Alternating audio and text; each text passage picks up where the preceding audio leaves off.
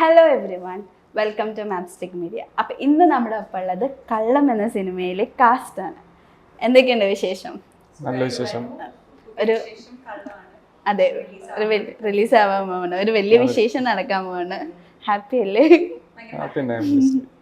അതെ, നിങ്ങൾ മൂന്നേരം ഇങ്ങനെ കാണുമ്പോൾ എനിക്ക് നല്ല സന്തോഷമുണ്ട്. അപ്പം നമുക്ക് സിനിമയിൽ നിന്ന് ഫസ്റ്റ് സ്റ്റാർട്ട് ചെയ്യാം. കള്ളം എന്ന സിനിമ ശരിക്കും എന്താണ് ഉദ്ദേശിക്കുന്നത്? കള്ളം ടൈറ്റിൽ പറയുന്ന പോലെ തന്നെ ഒരു കള്ളമാണ്. ആ കള്ളം എന്താണെന്ന് നമുക്ക് റിവീൽ ചെയ്യാൻ പറ്റില്ല. അത് പറഞ്ഞ കഥ പറയേണ്ട അവസ്ഥയില് നല്ലൊരു സ്ലോ പേസ് ആയിട്ട് പോകുന്ന ഒരു ത്രില്ലർ മൂവിയാണ്. എല്ലാവർക്കും ഇഷ്ടപ്പെടുന്ന ഒരു സംഭവമാണ്. നമ്മുടെ ഈ സമൂഹത്തിൽ നടക്കുന്ന കാര്യം തന്നെയാണ് ഞാൻ പറയുന്നത്. എനിക്ക് തോന്നുന്നു ഏതോ ഒരു സ്ഥലത്ത്, കാസർഗോഡ് അങ്ങനെ ഒരു സ്ഥലത്ത് സമാനമായ രീതിയിലൊരു കള്ളം ഇതേപോലത്തെ ഒരു കള്ളം നടന്നിട്ടുണ്ട്. അപ്പൊ അത് സിനിമ കാണുമ്പോൾ ആൾക്കാർക്ക് മനസ്സിലാവും. പൊതുവെ നമ്മുടെ ഓഡിയൻസിന് ഇഷ്ടമുള്ള ഒരു കാര്യമാണ് റിയൽ ലൈഫ് സ്റ്റോറി സിനിമയായിട്ട് കാണുമ്പോൾ. അപ്പം അങ്ങനെ ഒരു കഥ, ഒരു ഇത് ശരിക്കും റിയൽ ലൈഫ് ആണെങ്കിൽ ആൾക്കാർ, ഇപ്പം നമ്മുടെ മഞ്ഞുമൽ ബോയ്സ് ഒക്കെ ആൾക്കാർ ഇതേപോലെ അക്സെപ്റ്റ് ചെയ്യും, പിടിച്ചിരുത്താൻ പറ്റും എന്നുള്ള വിശ്വാസം ഉണ്ട് ഈ കള്ളം എന്ന സിനിമയ്ക്ക്. ഉറപ്പായിട്ടും ഉണ്ടാവും. ആ ഒരു എലമെന്റ് ഉണ്ടെന്ന് തീർച്ചയായിട്ടും ഉണ്ട്. പിടിച്ചിരുത്താൻ പറ്റും. ഞാൻ പറഞ്ഞല്ലോ നേരത്തെ സോഷ്യൽ റെലവൻസി. അപ്പം നിങ്ങളുടെ ക്യാരക്ടറിനെ പറ്റി പറയാമോ? കള്ളം എന്ന സിനിമയിൽ നിങ്ങൾ എങ്ങനെയാണ് വരുന്നത്? അത് ക്യാരക്ടറിന്റെ പേര് ഷെമിൻ എന്നാണ്. അപ്പോൾ ഞാനും പിന്നെ ഷെമിൻ ആൻഡ് ആനന്ദ് എന്ന് പറഞ്ഞ രണ്ട് ക്യാരക്ടേഴ്സ്. നമ്മൾ ജേർണലിസ്റ്റ് ആണ്.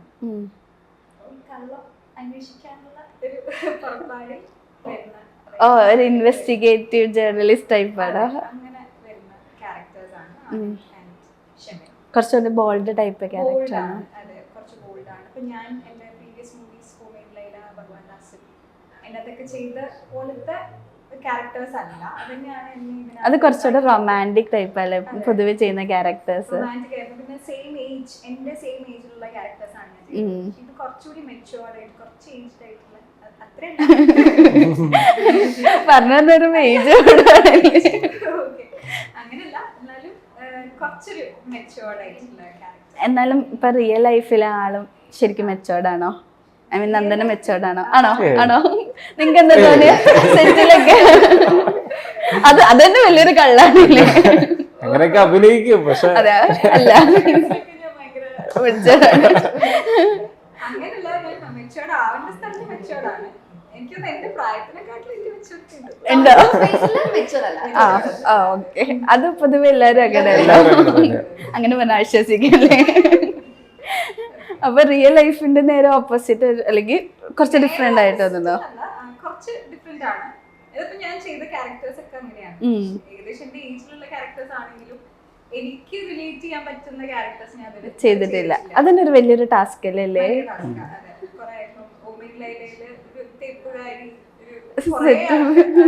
അത് റിലേറ്റ് ചെയ്യാൻ പറ്റുന്ന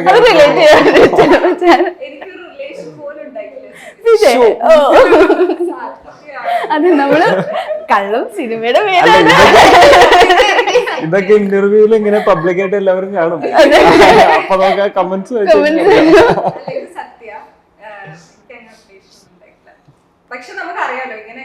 ക്രഷെങ്കിലും അത് സമ്മതിച്ചു.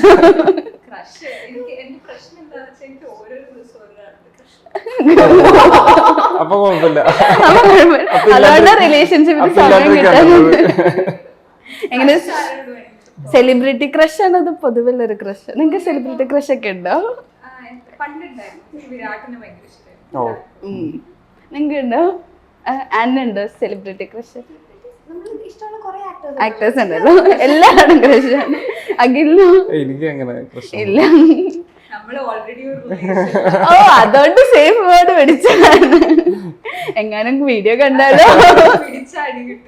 അങ്ങനല്ല, അങ്ങനെ സെലിബ്രിറ്റീസിനോട് അങ്ങനെ ക്രഷ് തോന്നിയിട്ടൊന്നുമില്ല. അവര് ചെയ്യുന്ന വർക്കും കാര്യങ്ങളൊക്കെ കണ്ട് ഒരു ആരാധന അങ്ങനെ സംഭവമൊക്കെ തോന്നിയിട്ടുണ്ട്. ക്രഷും തോന്നി. സേഫ് സോണ് പിടിക്കാനൊക്കെ. അപ്പൊ ഓക്കെ, ക്യാരക്ടർ ബോൾഡ് ആയിട്ടുള്ള ഒരു ക്യാരക്ടർ അല്ലേ?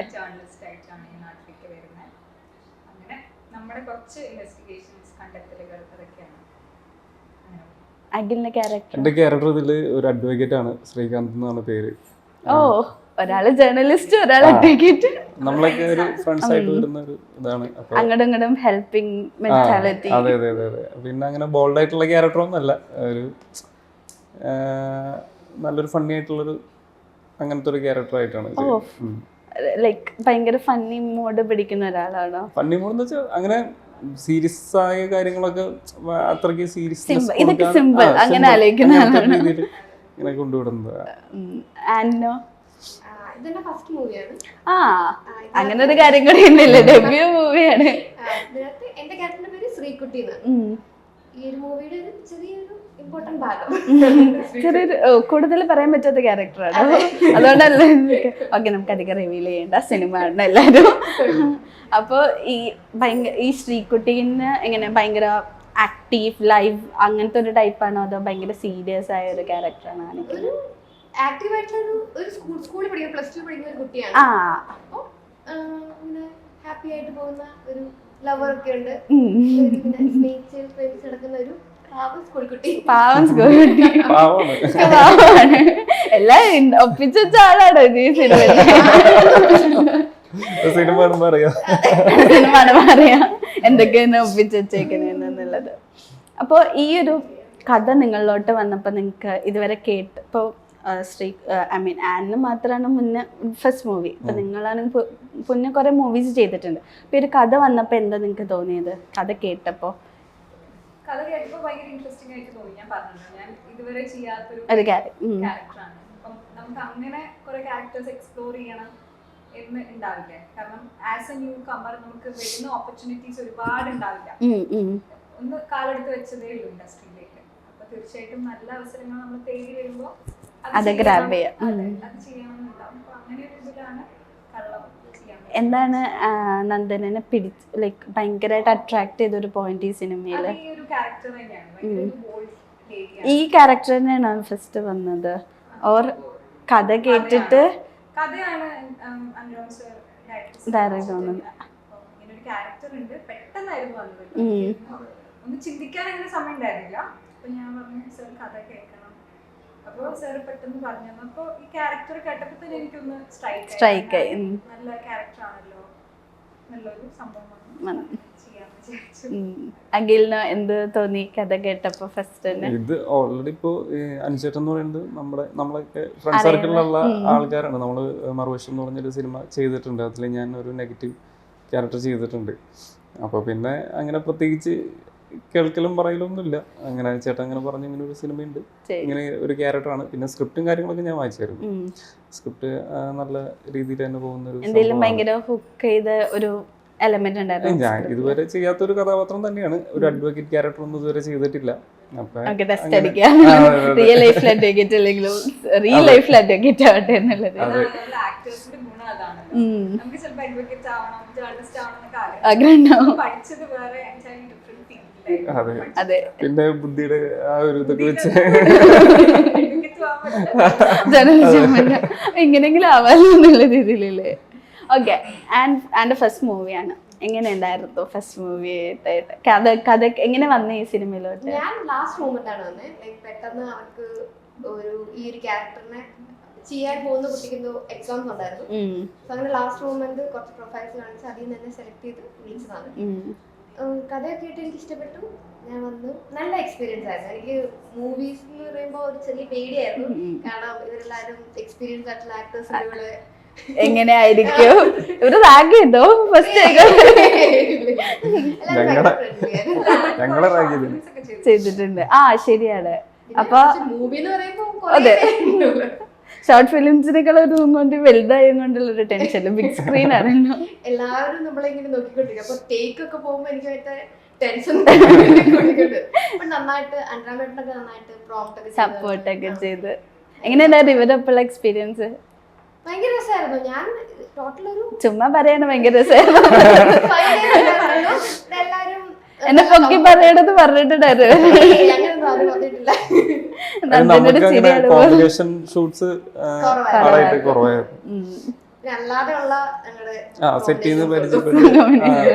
അതെ, ഓഫ് ദി സ്ക്രീൻ കോമ്പിനേഷൻ കൂടുതല്. ഓക്കെ, അപ്പം ഇപ്പം നമ്മുടെ ഈ മൂവിയിലാണെങ്കിലും കാസ്റ്റ് എന്ന് പറയുമ്പോൾ വേറെ കുറേ ആൾക്കാരുണ്ടായിരുന്നു. ആദിൽ ഇബ്രാഹിം, കൈലാഷ് ചേട്ടൻ, അങ്ങനെ കുറച്ച്. അവരപ്പോഴുള്ള എക്സ്പീരിയൻസ് ഒക്കെ എങ്ങനെ ഉണ്ടായിരുന്നു? നല്ല എക്സ്പീരിയൻസ് ആയിരുന്നു. അതേപോലെ നമ്മളൊക്കെ വരുന്നതിന് മുന്നേ ഇൻഡസ്ട്രി ആൾക്കാരാണ് കൈലാഷേട്ടനും ആദിൽക്കേന്റെ ഒക്കെ ബീഫോ ഡാൻസ് ഒക്കെ കാണുന്ന സമയത്ത് ഞാൻ ഫാനായിരുന്നു. ഫ്രഷ് ആയിരുന്നു. അതെ ആ സമയത്ത്. ഓക്കെ, അപ്പൊ ഇവരുടെ കൂടെ അഭിനയിക്കാൻ പറ്റാന്ന് പറയുന്നത് ഈവൻ കൈലാഷേട്ടൻ ആ സമയത്തല്ലേ മറ്റേ നീലത്താമരയുടെ സമയത്തൊക്കെ. ഓ ആ സമയത്ത് റൊമാൻറ്റിക് ഇട്ട് നിൽക്കുന്ന ഒരാളല്ലേ. ഞാൻ ഫോർത്ത് സ്റ്റാൻഡേർഡിലോ മറ്റോ ആണ് ഒന്നും ഫ്രഷ് ആയിരുന്നു. നമുക്കിത് കാണുമ്പോ. അയ്യോ കൈലാഷ് ചേട്ടന് പ്രായം കൂടുതലാണ്. പക്ഷെ എന്നാലും ഒരു ഇഷ്ടം തോന്നല്ലോ. ക്രഷിലുപരി ആർക്കാണെങ്കിലും അവരെ ക്യാരക്ടറിനോടൊരു ഇഷ്ടം തോന്നില്ല, അതുണ്ടായിരുന്നു. പിന്നെ നേരിട്ട് കാണുമ്പോൾ ഇവരെങ്ങനെയാണ് എന്നുള്ള ഒരു ഡൗട്ട് ഉണ്ട്. കൈലാഷേട്ടനൊക്കെ എങ്ങനെയാണ് എന്ന് ഞാൻ ഇങ്ങനെ ചിന്തിച്ചു. നമുക്കറിയില്ലല്ലോ ക്യാരക്ടർ ആയിട്ടുള്ള കൈലാഷ്. പക്ഷെ ആദിൽക്ക് അങ്ങനെയല്ല. ബീഫോർ ഡാൻസിൽ ഐ തിങ്ക് നമ്മള് ആങ്കേഴ്സ് ഒക്കെ ബിഹേവ് ചെയ്യുന്നത് നമ്മളെ ബിഹേവ് തന്നെയായിരിക്കും. പക്ഷെ ഭയങ്കര നല്ല ആളാണ് കൈലാഷേട്ടൻ. നന്നായിട്ട് സപ്പോർട്ട് ചെയ്യും. നമുക്ക് ഒരുപാട് അങ്ങ് ഒരുമിച്ച് പെർഫോം ചെയ്യാനില്ലായിരുന്നെങ്കിലും നല്ല അങ്ങനെ ഒരു ന്യൂ കമർ അങ്ങനത്തെ ഒരു ട്രീറ്റ്മെന്റ് ഒന്നുമില്ല. നന്നായിട്ട് നല്ലോണം സംസാരിച്ചിട്ട് അഖിലിനോ എങ്ങനെയുണ്ടായിരുന്നു ഇവരൊക്കെ എക്സ്പീരിയൻസ്? നല്ല എക്സ്പീരിയൻസ് ആയിരുന്നു. കൈലാഷിൻ്റെ കൂടെ ഞാൻ വർക്ക് ചെയ്തിട്ടുണ്ട്. പിന്നെ അതിലിന് ഇതുപോലെ അനുചേട്ടൻ്റെ ഒരു കമ്പനിക്കുള്ളിലുള്ള ആളാണ്, അതുകൊണ്ട് അറിയാം, നേരത്തെ തന്നെ അറിയാം. പിന്നെ ഷഹീൻ ഉണ്ടായിരുന്നു, ഷഹീൻ സിദ്ദിഖ്, പിന്നെ ജിയോ ബേബി സാറൊക്കെ ഉണ്ടായിരുന്നു. നല്ല എക്സ്പീരിയൻസ് ആയിരുന്നു എല്ലാവരും. അത് ജിയോ ബേബി സാറിനെ പോലത്തെ ഒരു ഡയറക്ടർ, ലൈക്ക് ആക്ടറിനെക്കാളും ഒരു ഡയറക്ടറും കൂടിയാണ് ആള്. അപ്പൊ അവരൊപ്പം എങ്ങനെ ഒരു വല്ലാത്തൊരു എക്സ്പീരിയൻസ് ആയിരിക്കും. കോമ്പിനേഷൻ ഷൂട്ട് ഉണ്ടായിരുന്നില്ല, എന്നാലും അവരായിട്ടുള്ള ആ ഒരു കമ്പനി നന്നായിരുന്നു. ആൻഡ് ഇവരുടെ കയ്യിൽ നിന്നൊക്കെ ടിപ്സ് ഒക്കെ കിട്ടിയോ ഇങ്ങനെ ചെയ്യണം ഇങ്ങനെ അഭിനയിക്കണതൊക്കെ? എന്നാലും കൈലാഷ് ചേട്ടൻ്റെ ഒക്കെ ഒപ്പം കോമ്പിനേഷൻസ് ഉണ്ടായിരുന്നോ? കോമ്പിനേഷൻസ് ഇല്ലായിരുന്നു. പിന്നെ എന്റെ സ്കെഡ്യൂളിലപ്പോ അതില്ലായിരുന്നു. മിസ്സായിപ്പോയി. ആ ഒരു ചാൻസ് ഇല്ല ടൈമില്. ഓക്കെ. എനിക്ക് പിന്നെ ഞാൻ ശ്രദ്ധിച്ചൊരു കാര്യമാണ്, നമ്മുടെ മൂവിയുടെ ട്രെയിലർ ഒന്നും റിലീസ് ആവാൻ പോകുന്നുള്ളല്ലോ. പക്ഷെ ഇതിൻ്റെ ആ ഒരു ഫോണ്ട് നമ്മുടെ ടൈറ്റിലിൻ്റെ ഫോണ്ടിൽ തന്നെ ഒരു കയറൊക്കെ വെച്ചിട്ട് ഭയങ്കര സസ്പെൻസ് ആയിട്ട് ഒരു എലമെന്റ് ഒക്കെ കൊടുത്തിട്ടുണ്ട്. അതിനെ പറ്റിയിട്ട് എന്താ പറയാനുള്ളത്? അത് ഈ സിനിമയായിട്ട് റിലേറ്റ് ചെയ്യുന്ന ഒരു സംഭവമാണ്. അത് ഭയങ്കര ഇമ്പോർട്ടന്റ് ആണ് ആ ഒരു എലമെന്റ്.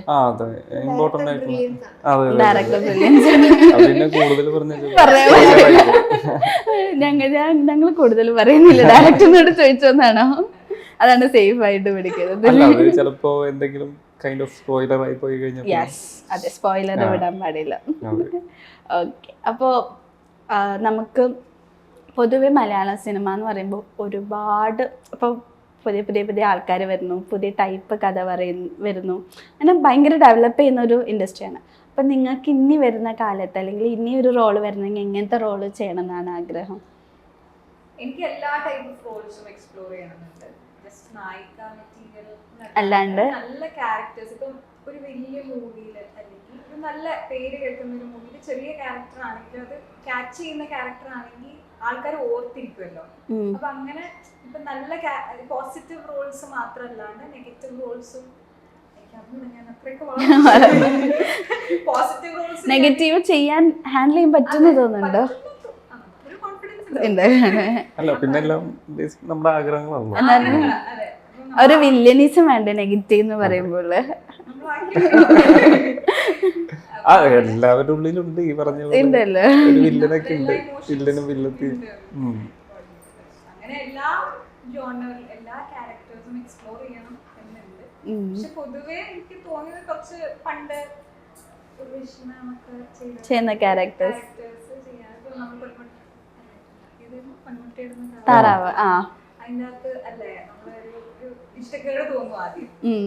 പക്ഷെ അങ്ങനത്തെ ക്യാരക്ടേഴ്സും ചെയ്യണം. ഇപ്പൊ അങ്ങനത്തെ സിനിമകളൊക്കെ ഇറങ്ങുന്നത് കുറവാണ്. പക്ഷെ ഇപ്പൊ ചർച്ച ചെയ്യുന്നു അങ്ങനത്തെ പടങ്ങളൊക്കെ. അതേപോലെ ശോഭന മാമയുടെ മണിച്ചിത്രത്താഴ് പോലെയുള്ള സിനിമ ഇനി ഇറങ്ങുമോന്ന് അറിയില്ല. എനിക്ക് ഡാൻസ് ഒക്കെ ചെയ്യാൻ ഇഷ്ടമുള്ള ഒരാളാണ്. ക്ലാസിക്കലായിട്ട് എപ്പോഴും പഠിക്കുമല്ലോ ചെയ്യുന്നത്. അപ്പൊ എനിക്ക് തീർച്ചയായിട്ടും അങ്ങനത്തെ നാഗവല്ലി പോലത്തെ ക്യാരക്ടേഴ്സ് ചെയ്യണമെന്നുണ്ട്. ആരെങ്കിലും ഒപ്പം അഭിനയിക്കണം എന്നുണ്ടോ? ലൈക്ക് ഇന്നയാളോടൊപ്പം അഭിനയിക്കണം എന്ന് ആഗ്രഹിച്ചിട്ട് സിനിമയ്ക്ക് വന്ന അങ്ങനെ ആരെങ്കിലും ഉണ്ടോ? അങ്ങനെയൊന്നുമില്ല. പക്ഷെ പൊതുവെ എനിക്ക് ലാലേട്ടനെ ഭയങ്കര ഇഷ്ടമാണ്. ലാലേട്ടൻ ഫാൻ ഗേളാണ്. ചെറുപ്പത്തിലേ അതെ, ഭയങ്കര ഇഷ്ടമാണ്. അപ്പൊ ലാലേട്ടന്റെ കൂടെ അഭിനയിക്കണം എന്നുണ്ട്. പിന്നെ ശോഭന മാമിനും എനിക്ക് അഭിനയിക്കണമെന്ന്. മേ ബി ഡാൻസർ ആയതുകൊണ്ട് ആ അഡ്മയർ ചെയ്യുന്നോണ്ടായിരിക്കും അങ്ങനെ ഒരു ഇഷ്ടം. ഒബ്വിയസ്ലി. ഓക്കെ, അഖിലിനോ? എനിക്കും ഇപ്പൊ നന്ദന പറഞ്ഞ പോലെ തന്നെ എല്ലാ ടൈപ്പ് ഓഫ് ക്യാരക്ടർ ചെയ്യാനും താല്പര്യമുണ്ട്. അഖിൽ പിന്നെ പോസിറ്റീവും ചെയ്തു നെഗറ്റീവും ആ, ചെയ്തു. അതെ, അതെ. അങ്ങനെ ഒരു നെഗറ്റീവ് ചെയ്തപ്പോ നമ്മളെ കൊണ്ട് അങ്ങനെ ചെയ്യാൻ പറ്റും എന്നുള്ള ഒരു കോൺഫിഡൻസും കാര്യങ്ങളൊക്കെ ഉണ്ട്. പിന്നെ ഏറ്റവും ഇഷ്ടമാണ് എനിക്ക് അങ്ങനെ കുറച്ച് വയലൻസും അങ്ങനത്തെ ഒക്കെ പരിപാടികളൊക്കെ ചെയ്യാൻ ചെയ്യുന്നത് ഇഷ്ടമാണ്. ഇഷ്ടമല്ലെങ്കിൽ എളുപ്പം ഏതാ തോന്നിയത്? വയലൻസ് ചെയ്യാനോ അതോ നല്ലവനായ ഉണ്ണിയാവാനാണോ? രണ്ടും കുഴപ്പമില്ല. രണ്ടും എന്താ പറയാ, അതൊരു മീറ്ററിൽ നമ്മൾ ചെയ്തില്ലെങ്കിൽ ഓവറായി പോകും ചിലപ്പോ. ശരി, പാളിപ്പോവാൻ ചാൻസ്. നല്ലവനായി ഉണ്ണി ചിലപ്പോ വല്ല ക്രിഞ്ച് അടിച്ചു പോകും, മറ്റേത് കുറച്ച് ഓവറായിട്ട് പോകും. അപ്പൊ അങ്ങനെ ചെയ്യാൻ പറ്റി കഴിഞ്ഞാൽ അത് ഏറ്റവും പറ്റും. പിന്നെ ഇപ്പൊ അഖിലാണെങ്കിൽ കുറച്ച് ഭയങ്കര ബോഡി ഫിസിക് ഒക്കെ വെച്ചിട്ട് ഒരു വില്ലൻ ടൈപ്പിനെ കൂടുതൽ അങ്ങനെ തോന്നിയിട്ടുണ്ടോ? അപ്പൊ എനിക്ക് കൂടുതൽ വില്ലൻ ടൈപ്പ് ക്യാരക്ടർ വരുള്ളൂ, നല്ലവൻ അല്ലെങ്കിൽ ഭയങ്കര ഇപ്പോഴത്തെ ഒരു ഇതനുസരിച്ച് അങ്ങനെ ഒന്നുമില്ല. ഇപ്പൊ എല്ലാ ആക്ടേഴ്സും ഡിഫറെന്റ് എല്ലാം എക്സ്പ്ലോർ ചെയ്യുന്നുണ്ട്. ക്യാരക്ടേഴ്സ് ചെയ്തുകൊണ്ടിരിക്കുക എല്ലാവരും. പണ്ടായിരുന്നു അങ്ങനെ നായകനിൽ നിന്ന് മാറി എന്തെങ്കിലേക്കും പോയാൽ പിന്നെ അതിലേക്ക് മാത്രമായി ടൈപ്പ് കാസ്റ്റിംഗ് ഭയങ്കര കുറവാകും. ഇപ്പൊ എല്ലാവരും ചൂസ് ചെയ്യുന്നത്. ഇപ്പൊ മമ്മൂക്ക തന്നെ വില്ലനൊക്കെ ആയിട്ട് ചെയ്ത അതെ അതെ. അപ്പൊ മൊത്തത്തിൽ ചേഞ്ച് ആയി. അപ്പൊ പിന്നെ അങ്ങനെ നോക്കിയിട്ടില്ല. എനിക്ക് നല്ല സിനിമകൾ ചെയ്യുക, നല്ല ഗ്രൂപ്പ്സിന്റെ കൂടെ ചെയ്യാം, ആക്ടേഴ്സ് ഇല്ല, എല്ലാ ആക്ടേഴ്സിന്റെ കൂടെ ചെയ്യാം. എന്നാലും പിന്നെ നമ്മൾ ശ്രദ്ധിക്കപ്പെടുള്ളൂ. അങ്ങനെ എനിക്ക് നല്ല ക്യാരക്ടേഴ്സ് ചെയ്താൽ മതി. ഇമോഷണൽ റോളാണ് എനിക്ക് കുറച്ച് ചാലഞ്ചിങ് ആയിട്ട് തോന്നിയിട്ടുള്ളത്. സോ അങ്ങനത്തെ കുറച്ച് കോമഡി വഴങ്ങുന്നു തോന്നിയിട്ടുണ്ട് നിങ്ങൾക്ക്? കാരണം കോമഡി ചെയ്യാൻ ഭയങ്കര പാടാണല്ലോ ചോദിച്ചത്. കോമഡി വർക്ക്ഔട്ട് ആണത്. അപ്പൊ നിങ്ങക്ക് തോന്നിയിട്ടുണ്ടോ അങ്ങനെ വഴങ്ങും കോമഡി എന്നുള്ളത്? കോമഡി എന്നെ സംബന്ധിച്ച് എനിക്ക് കുഴപ്പമില്ലാന്ന് പറയാം. അല്ലാണ്ട് അത്രയ്ക്ക് ഫ്ലെക്സിബിൾ ആയിട്ട് ചെയ്യാൻ പറ്റുന്ന ഒരു കോൺഫിഡൻസ് എനിക്കില്ല. എന്നാലും നമുക്ക് അങ്ങനത്തെ കുറെ എക്സ്പ്ലോർ ചെയ്യുന്ന ക്യാരക്ടേഴ്സ് ചെയ്യണം പറയാനും പറ്റില്ല. പറഞ്ഞ പോലെ തന്നെ കോ ആർട്ടിസ്റ്റുമായിട്ടുള്ള ആ ഒരു ഇംപ്രൊവൈസേഷനും പിന്നെ കാര്യങ്ങള് ശരിയാ. പിന്നെ ഈ കോമഡി റോൾസ് ഒക്കെ ചെയ്യുന്ന ഒട്ടുമിക്ക ആക്ടേഴ്സും അവരുടെ ആ ഒരു ബേസിക് നേച്ചറേ അതുപോലെ തന്നെയായിരിക്കും. ഈ സ്പോട്ടിൽ കൗണ്ടർ അടിച്ച് ഇപ്പൊ എന്നെ സംബന്ധിച്ച് അങ്ങനെ കൗണ്ടർ അടിക്കലും പരിപാടിയൊന്നും ശരിയാ. അതെ, ഒരാള് പറയുമ്പോ കൗണ്ടർ അടിച്ചില്ലെങ്കിൽ പളിപ്പോ അങ്ങനെ റിസ്ക് എടുത്ത പരിപാടിയാണ്. ജഗദീഷ് ശ്രീകുമാർ അങ്ങനെ ഒരുപാട് ആർട്ടിസ്റ്റുകളുണ്ടല്ലോ നമ്മുടെ പണ്ടത്തെ മാംകോയ, ഇന്നസെന്റ്, ഇവരൊക്കെ അമ്മാതിരി ലെജൻസ് ആണ്.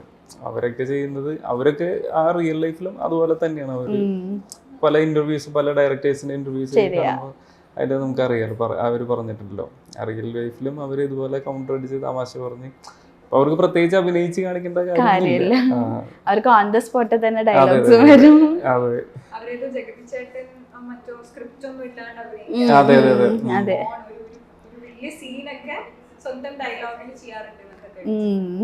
ശരി, അതുകൊണ്ടാണ് നമ്മൾ അവരെ ലെജൻസ് എന്ന് വിളിക്കുന്നത്. ഇപ്പോൾ പൊതുവെ നമ്മുടെ മലയാള സിനിമയിൽ ഈ അടുത്തായിട്ട് കുറേ കോൺട്രവേഴ്സീസ് വന്നു.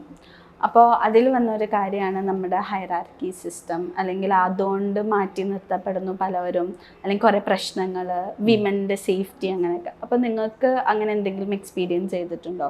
ലൈക്ക് ന്യൂകമ്മർ എക്സ്പീരിയൻസ് ഉണ്ടെങ്കിലും നിങ്ങളും ബഡ്ഡിങ് ആയിട്ട് വരുമല്ലോ. അപ്പോൾ ഈ ഹൈറാർക്കി സിസ്റ്റം കൊണ്ട് നിങ്ങളെ ബാധിച്ചിട്ടുണ്ടെന്ന് നിങ്ങൾക്ക് തോന്നിയിട്ടുണ്ടോ? ഇല്ല, അങ്ങനെ ഒരു ഇതൊന്നും എനിക്കുണ്ടായിട്ടില്ല. കാരണം എൻ്റെ ഭാഗ്യം കൊണ്ട് ഞാൻ വർക്ക് ചെയ്തതൊക്കെ നല്ല ടീംസിനാണെന്ന്. അതേപോലെ മൂവിയിലാണെങ്കിലും ഭഗവാൻ ദാസിനൊക്കെ ആണെങ്കിലും ഭയങ്കര സപ്പോർട്ടീവാണ് എല്ലാവരും. അങ്ങനെ ഇപ്പോൾ എന്തെങ്കിലും ഒരു സീൻ തെറ്റിപ്പോയാ അല്ലെങ്കിൽ മാറിപ്പോയാ അങ്ങനെ വഴക്ക് പറയുക പോലും ഇല്ല. ഇപ്പൊ ചില ആൾക്കാർ ഇന്റർവ്യൂസിലൊക്കെ വന്നിട്ട് പറയുന്ന കേട്ടിട്ടുണ്ട്, എന്നെ വഴക്ക് പറഞ്ഞു, എന്നെ ഇതാക്കി. പക്ഷെ അത് നമുക്കൊരു എക്സ്പീരിയൻസ് ആയിരിക്കും. ചിലപ്പോൾ വലിയ ഡയറക്ടേഴ്സിനൊക്കെ കൂടെ ഇതാക്കുമ്പോൾ അങ്ങനത്തെ എക്സ്പീരിയൻസ് വരുമായിരിക്കും. പക്ഷെ എനിക്ക് അങ്ങനെ ഒരു വാട്ട് ഇസ് ദാറ്റ് ഇൻഫീരിയോറിറ്റി അങ്ങനത്തെ ഒരു ഫീലിംഗ് ഒന്നും തന്നിട്ടില്ല. ഭാഗ്യം കൊണ്ടായിരിക്കും ചിലപ്പോൾ ഇതുവരെ. ഇനിയിപ്പോൾ അങ്ങോട്ടേക്ക് രക്ഷപ്പെടാൻ പറ്റുമോ എന്ന് എനിക്കറിയില്ല. പക്ഷെ അങ്ങനത്തെ ഒരു ലൈക്ക് വർക്ക് ചെയ്യുന്ന ആൾക്കാരനുസരിച്ചിട്ട് മാറും. വർക്ക് ചെയ്യുന്ന ആൾക്കാരനുസരിച്ചിട്ടിരിക്കും. ഇപ്പൊ എനിക്ക് തോന്നുന്നു എല്ലാവരും നല്ല സപ്പോർട്ടീവ് ആണ്, കൂടുതലും നന്നായിട്ട് സപ്പോർട്ട് ചെയ്ത് കൂടെ നിൽക്കുന്ന ആൾക്കാരാണ്. ഒരു സേഫ്റ്റി ഇഷ്യൂ ഞാൻ ഫേസ് ചെയ്തിട്ടൊന്നുമില്ല. അഖിലിന് എന്തായിട്ടുണ്ടോ അങ്ങനെ ഇല്ല, ഇതുവരെ ചെയ്ത വർക്കുകളൊക്കെ കൂളായിട്ടാ പോയിരിക്കുന്നത്. ഹാൻഡിൽ ചെയ്യാൻ എളുപ്പം എന്നുള്ളതിൽ ഹാൻഡിൽ ചെയ്യാൻ എളുപ്പമുള്ള ടൈപ്പും ക്രൂവും എല്ലാം ആയിരുന്നു. അങ്ങനെ വേറെ പ്രശ്നങ്ങളൊന്നും ഇതുവരെ ഉണ്ടായിട്ടില്ല. ദൈവം സഹായിച്ച് ഇനിയും ഇല്ലാതിരിക്കട്ടെ. ഓക്കെ, അപ്പൊ നമ്മുടെ കള്ളം എന്ന മൂവിക്ക് പേരിന് ബന്ധപ്പെട്ട് ഞാനൊരു ഗെയിം തരട്ടെ. ഗെയിമല്ല, ചെറിയൊരു ടാസ്ക് ആണ്. ആർക്ക് കൊടുക്കണം? അഖിലിന് തന്നെ കൊടുക്കാല്ലേ? അഖിലാണല്ലോ ഒറ്റ അന്തരിയായിട്ട് നിങ്ങളുടെ നടുവിലിരിക്കുമല്ലേ? അതെ, അല്ല കള്ളം കണ്ടുപിടിക്കണം, അതാണ് അഖിലിന്റെ ഡ്യൂട്ടി. അതെ, അഖില് ലൈ ഡിക്റ്റേറ്റർ ആവാൻ പോവാണ്. ഇവര് പറയുന്ന കള്ളാണോ സത്യമാണോ എന്ന് കണ്ടുപിടിക്കണം.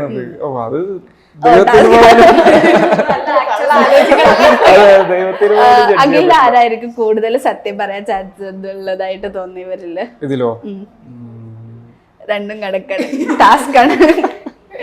ചൂസ് ചെയ്യാൻ ഡിഫിക്കൽട്ട് ആണോ? ഓക്കെ, എന്നാലും നമുക്ക് ഗെയിം സ്റ്റാർട്ട് ചെയ്യാം. അപ്പൊ നമുക്കൊരു ഐഡിയ കിട്ടും. ഇത്രേ ഉള്ളൂ. നന്ദിനിയും ആനും 3 കാര്യങ്ങൾ പറയണം. 2 സത്യം, 1 കള്ളമായിരിക്കണം. അത് അഖില് കണ്ടുപിടിക്കണം. അതാണ് ടാസ്ക്. ഓക്കെ, 1 കള്ളം. അഖിൽ എന്നിട്ട് അത് കണ്ടുപിടിക്കണം, ഏതാ സത്യം ഏതാ കള്ളം. ഓക്കെ, അപ്പൊ ആരാ ഫസ്റ്റ് ചാൻസ്? ഇതിലും നടക്കും. അത് ഫസ്റ്റ് ടൈം കൊണ്ട് നന്ദന പറയുന്നുണ്ട്. അത് നന്ദന ഫസ്റ്റ് എടുക്കുക. സീനിയോറിറ്റി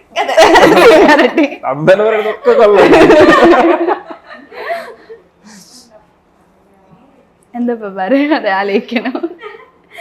കള്ളം പറയണ സത്യം പറയണ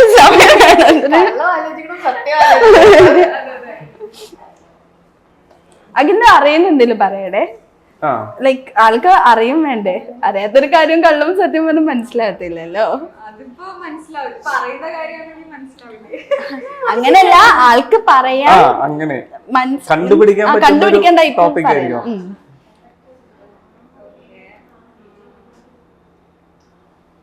അരമണിക്കൂറിലോട്ട് ആലോചിച്ച സമയം പോതും. ഞാൻ പഠിച്ചത് MSc കെമിസ്ട്രി ആണ്.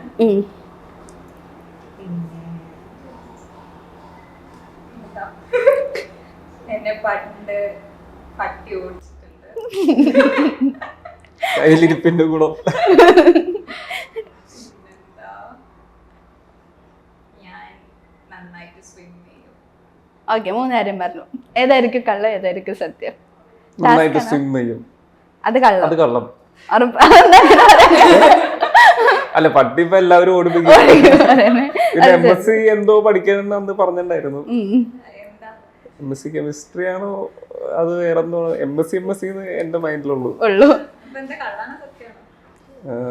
സ്വിം ചെയ്യുന്നുള്ളത് കള്ളം, ബാക്കിയല്ല സത്യം.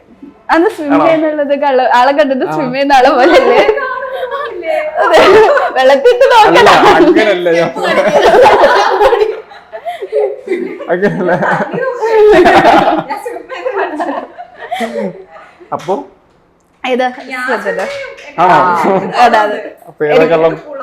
ഓ സ്വിമ്മറാണ്. എന്നിട്ടാണ് എന്നിട്ട് പഠിച്ചില്ലേ? ഞങ്ങൾക്ക് സ്വിമ്മിംഗ് പൂളിൽ നീന്താൻ അറിയുള്ളൂ എന്നാണ്. അപ്പൊ ഏതായിരുന്നു സത്യം?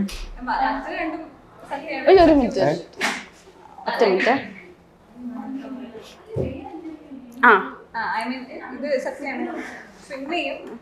പട്ടി ഓടിച്ചത് സത്യമാണ്.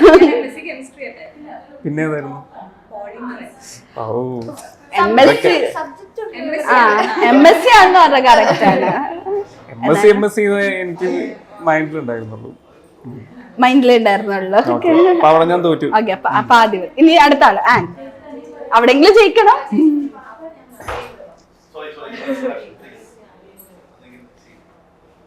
ആലോചിക്കണം. ആലോചിക്കണം. ഇത്ര നേരം സമയമുണ്ടായി. അത് കേട്ടിരുന്നപ്പോൾ മറന്നുപോയി. മറന്നുപോയി. ഞാൻ ഫുള്ള് കള്ളേ പറയും.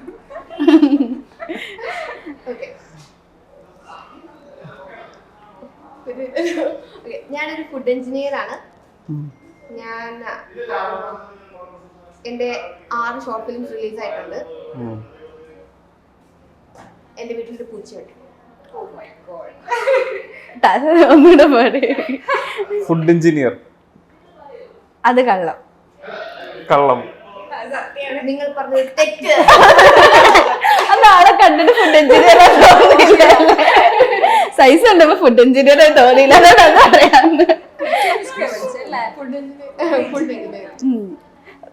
അവിടെ വീട്ടില് പൂച്ചയുണ്ടെന്നൊക്കെ പറഞ്ഞു ഞാനെങ്ങനെ കണ്ടുപിടിക്കാറ്. ശരിക്കും ഏതാണ് കള്ളം? വീട്ടില് പൂച്ചയുടെ? അയ്യോ, അത് ചുമ്മാ പറഞ്ഞു നോക്കായിരുന്നു. ഇനി നിങ്ങള് അഖിലിന്റെ ടെസ്റ്റ് ചെയ്യും. ശരി, അഖിൽ പറ. ഞാൻ കള്ളം പറയാം. കള്ളം പറ. 2 സത്യവും 1 കള്ളം അല്ലേ? ആ, ഇവർക്ക് 2 ടീം ആയിക്കോട്ടെ. കാരണം അഖില് കുറച്ച് ഡിഫിക്കൽട്ട് കൊടുക്കണം. അപ്പൊ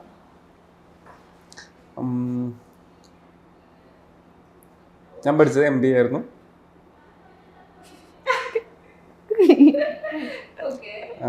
പിന്നെ ഞാൻ സിനിമയിലേക്ക് വരുന്നതിന് മുമ്പ് മോഡലിങ്ങിലാണ് സ്റ്റാർട്ട് ചെയ്തത്.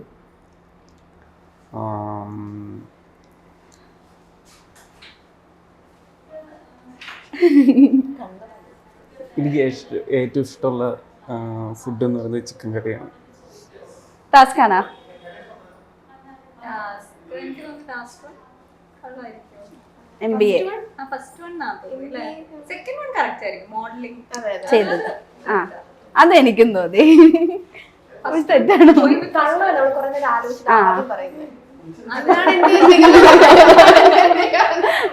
അതെന്താ 3 ആലോചിച്ചിട്ട് പരിപാടിയായിട്ട് പറഞ്ഞ പോലെ പറയുകയാണെങ്കിൽ പിന്നെ സത്യങ്ങൾ പറഞ്ഞാൽ ശരിയാ. ആൾക്കാരുണ്ടാവില്ല അല്ലേ? കുറവായിരിക്കും. ഇനി മാറ്റിയിട്ട് മൊട്ടലാന്ന് പറയാം. Okay, MBA കറക്റ്റാണോ?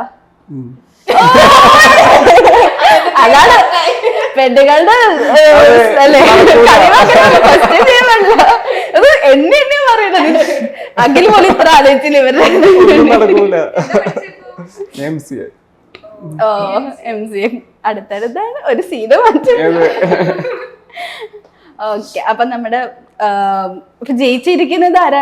അഖില് തോറ്റെന്ന് ഉറപ്പാണ്. ജയിച്ചു. ഓക്കെ, അപ്പൊ നമ്മുടെ സിനിമ റിലീസിന് ഒരുങ്ങുകയല്ലേ. എന്താ നമ്മുടെ പ്രേക്ഷകരോട് പറയാനുള്ളത്? സിനിമ കാണണം. അതുള്ളൂ, സിമ്പിൾ ആയിട്ട് സിനിമ കാണണം. അതെ,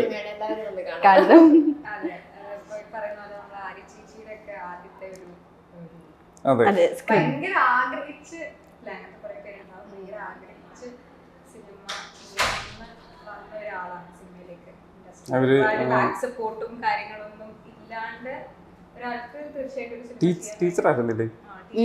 ടീച്ചിങ് ജോബൊക്കെ റിസൈൻ ചെയ്ത് ലെക്ചറായിരുന്നു കോളേജില്. അപ്പൊ അങ്ങനെ ആ ജോലി റിസൈൻ ചെയ്തിട്ട് ഇതിനു വേണ്ടി മാത്രം ടൈം ഡെഡിക്കേറ്റ് ചെയ്ത് എഴുതി തയ്യാറാക്കി സ്ക്രിപ്റ്റ് പ്രൊഡ്യൂസ് ചെയ്ത് അങ്ങനെയൊക്കെ വന്ന ആളാണ് ഹരി ചേച്ചി. അപ്പൊ തീർച്ചയായിട്ടും ആ ഒരു ഇത് കിട്ടണം എന്ന് നമുക്ക് ആഗ്രഹമുണ്ട്. ഒരു റിസൾട്ട് കിട്ടണം എന്ന് ആഗ്രഹമുണ്ട്. പിന്നെ എന്തൊക്കെ ബാക്ക് സ്റ്റോറി പറഞ്ഞാലും ഫൈനലി നമ്മുടെ ഔട്ട്പുട്ട് എങ്ങനെയായിരിക്കും എന്നതിനെ സംബന്ധിച്ച, പക്ഷെ അതിൽ നമുക്ക് നല്ല കോൺഫിഡൻസ് ഉണ്ട്.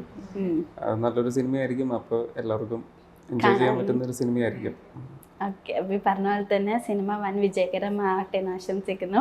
നിങ്ങളും ഇനി പുതിയ പുതിയ നല്ല നല്ല റോള് ഞങ്ങളുടെ മുമ്പിൽ എത്തട്ടെ എന്ന് ആശംസിക്കുന്നു. Thank you so much. Thank you. Set. സമയം പോയത് അതെ.